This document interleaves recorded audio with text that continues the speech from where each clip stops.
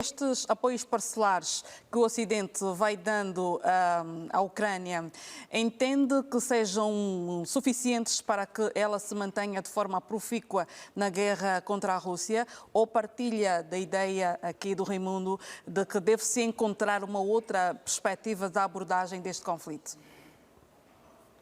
Bem, a solução deste conflito é sempre o caminho ideal, não é? Para se Certo. evitar enfim, o agravar-se da situação com mais vítimas mortais, mais destruição de parte a parte. Agora, em relação aos apoios, bem, até aqui os apoios garantiram, de certa forma, a sobrevivência quer do governo de Zelensky, quer de não ocupação de mais território da parte da Federação Russa. Os apoios vão vindo ou vão chegando à Ucrânia em função também das dinâmicas políticas dos países europeus e do Ocidente de uma maneira geral. Basta ver que, por exemplo, como temos vindo a dizer, a Eslováquia cortou ajuda militar à Ucrânia por conta de uma eleição baseada exatamente nisto. A Hungria tinha vindo bloqueando assistência militar e outra assistência econômica à Ucrânia, porque havia uma diatriba entre a Hungria e a Ucrânia, mas depois, ultimamente, aprovou.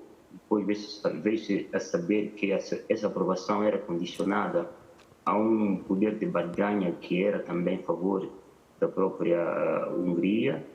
Já os outros países europeus, enfim, vão dando o apoio também de forma dispare.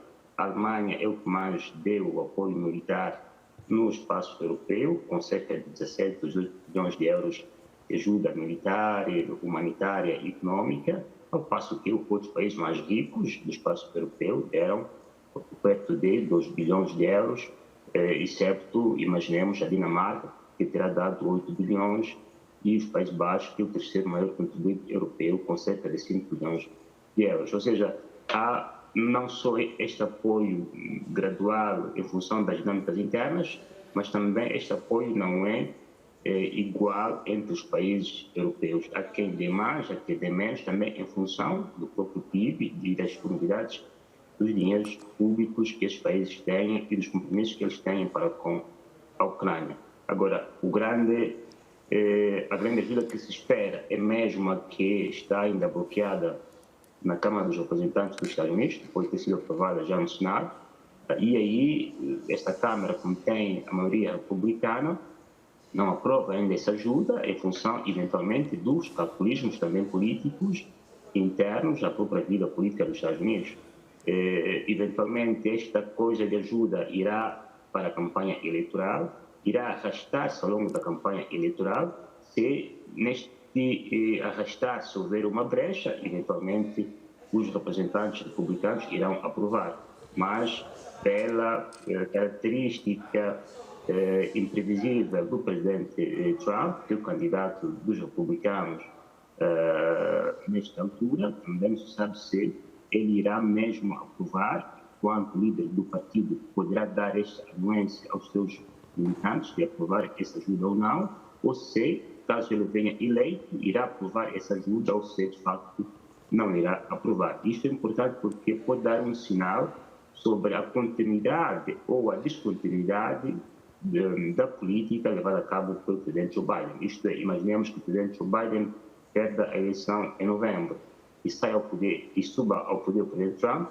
Se ele não aprovar esta ajuda militar, então se estará perante uma ruptura da política externa levada a cabo pelo presidente Joe Biden, o que mostra que, ao fim e ao cabo, mesmo se o ministro da Defesa dos Estados Unidos diga que os Estados Unidos jamais abandonarão a Ucrânia, isso também depende muito da visão de quem estiver no poder. Nesta altura, a visão do presidente Joe Biden é de dar ajuda permanente à Ucrânia, mas se amanhã subir o presidente Trump e ele não for desta ideia, então essa ajuda não será permanente, será temporária ou com base nos interesses políticos de cada um. Para dizer que, ao fim e ao cabo, uma guerra é também uma luta de classes, mesmo no seio de cada sociedade. E essas classes depois são movidas por interesses políticos e por ideologias diferentes. a visão que o presidente Biden tem da Ucrânia não é a mesma que tem o presidente Trump. Isso depois também condiciona o relacionamento que ambos têm ou terão com a Ucrânia. E só por hoje é tudo quanto tínhamos.